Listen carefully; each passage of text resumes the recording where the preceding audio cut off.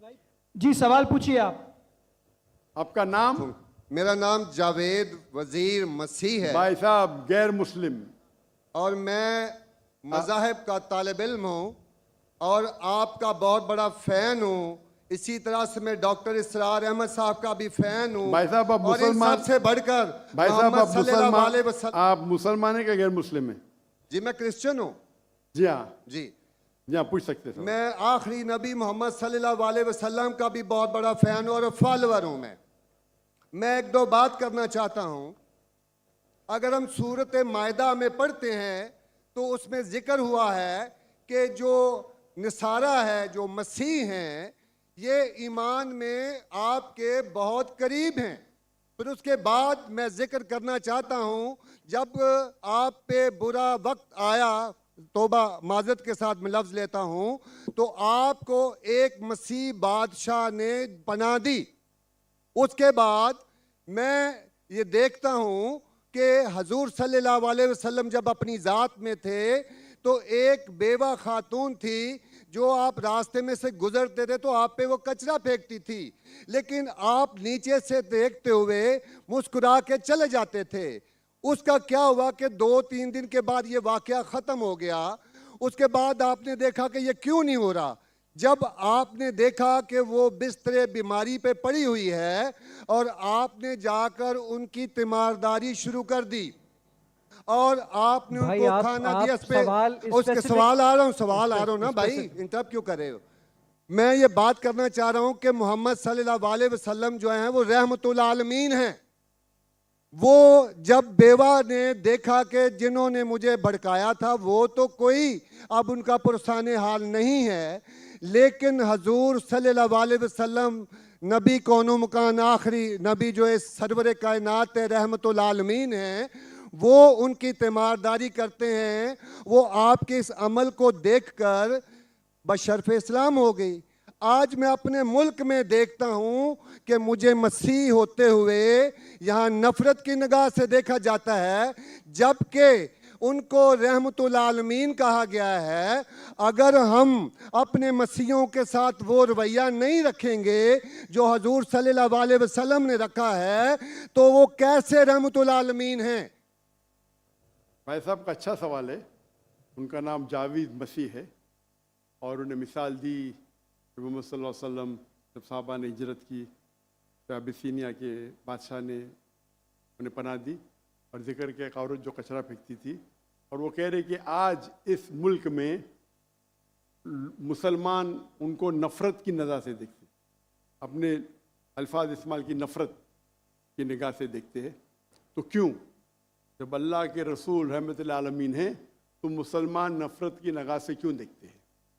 कुरान में अल्लाह सुब्हानहू व तआला फरमाते हैं सूरह माइदा में सूरह नंबर 5 आयत नंबर 82 में कि मुसलमान के सबसे करीब वो लोग हैं जो कहते हैं कि वो क्रिश्चियन हैं। ये कुरान की आयत है कि मुस्लिम से सबसे करीब वो लोग हैं जो लोग कहते हैं मैं नसारा हूँ, आई एम अ क्रिश्चियन। ये कुरान की आयत है। और कुरान में 1/3 हिस्सा 1/3 of the Quran is address to, मुखातिब है या अहले किताब, या अहले किताब कहो अहले किताब से, यहूद और नसारा से। तो 1/3 हिस्सा कुरान मजीद का तकरीबन अहले किताब से मुखातिब है। और आपका सवाल कि अल्लाह के रसूल रहमतुल आलमीन ने, बेशक है, कुरान की आयत है सूरह अंबिया सूरह नंबर 21 आयत नंबर 107, वमा अरसलना का इल्ला रहमतुल आलमीन, कि मोहम्मद सल्लल्लाहु अलैहि वसल्लम अल्लाह ने उन्हें रहमतुल आलमीन, रहमत बना के भेजा है सारे आलम के लिए, सारे इंसानियत के लिए। वो बेशक है, उस पर कई किताब लिखी गई। अगर आपको मुसलमान नफरत से देखते हैं, उसकी वजह जानना ज़रूरी है। मुसलमान तो दूसरे मुसलमान को नफरत से भी देखते, नहीं देखना चाहिए, नहीं देखना चाहिए। अगर वजह एकदम सही है, मैं नहीं जानता हूं क्यों देखते हैं। अगर मैं एक शख्स को देखूंगा जो एक लड़की को छेड़ रहा है तो मुझे भी उससे नफरत आएंगी, चाहे वो मुसलमान हो, चाहे हिंदू हो, चाहे मसीह है। आप समझे ना? तो उस वक्त मुझे हिदायत दी गई है, अगर एक इंसान कोई खवातीन या कोई लड़की का बलात्कार कर रहा है या ज़िना बिल जब्र कर रहा है, तो रहमत क्या कहती है? अरे रहमतुल आलमीन, क्या बोलेंगे? सलाम अलैकुम बोलेंगे आप उसको? क्या कहेंगे? अगर आप बलात्कार देख रहे, ज़िना बिल जब्र हो रहा है, आप क्या कहेंगे? मैं मुसलमान हूँ, अस्सलाम अलैकुम। अल्लाह के रसूल की हदीस है, अगर कोई बुरा चीज देखते हैं तो हाथ से रोको, हाथ से नहीं रोक सकते तो जबान से रोको, जबान से नहीं रोक सकते तो दिल में कोसो। ये मिसाल दे रहा हूं मैं नहीं कहता हूं कि आप बुरे इंसान हैं, मैं नहीं कहता हूं कि आप गलत काम कह रहे, लेकिन अगर कोई मुसलमान, मैं आपको नफरत की नजर से देख रहा हूं, जावेद भाई मैं आपसे मोहब्बत करता हूं, जावेद भाई मैं आपसे मोहब्बत करता हूं, on the microphone please, on the microphone, I love you too. खलास। तो आप ये जनरल स्टेटमेंट देना कि मुसलमान मुझसे नफरत करते हैं, मेरे लिए गाली हो गई ना?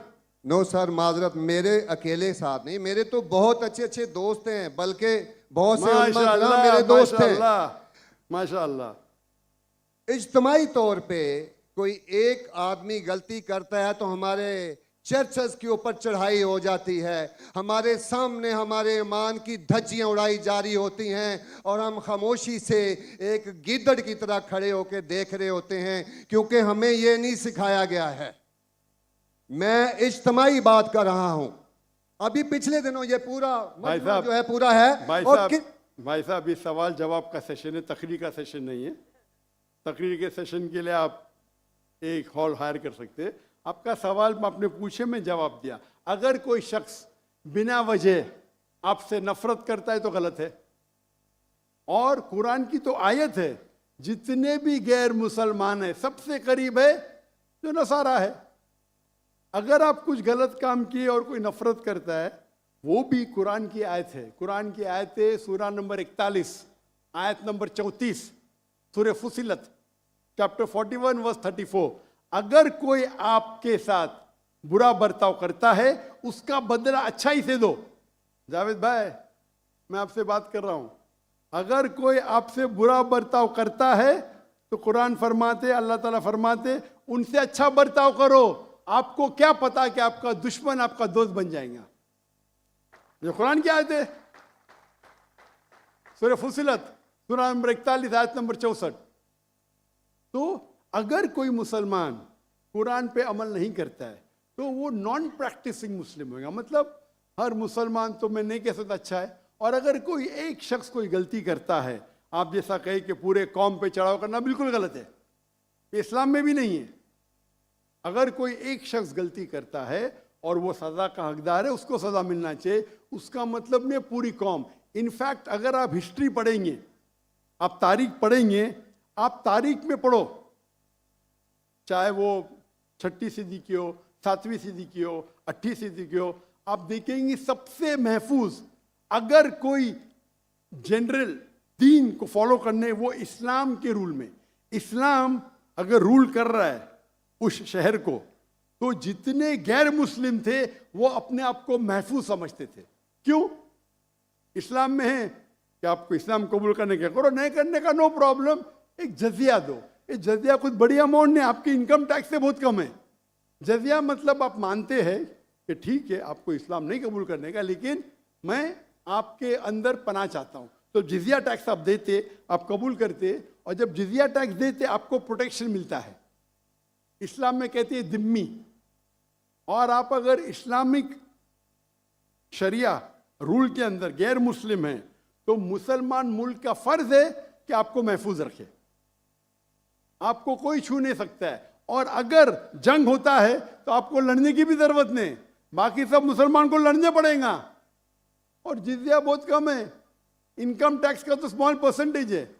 इसीलिए अगर आप हिस्ट्री पढ़ेंगे, जब सलाउद्दीन अय्यूबी ने कॉन्स्टेंटिनोपल पे हमला किया, उस वक्त जो क्रिश्चियंस थे, ईसाई मजहब में कई फिरके थे, ऑर्थोडॉक्स, प्रोटेस्टेंट, कैथलिक्स, खुद ईसाई लोग अपने बाकी ईसाई भाइयों से उनका कत्ल करते थे।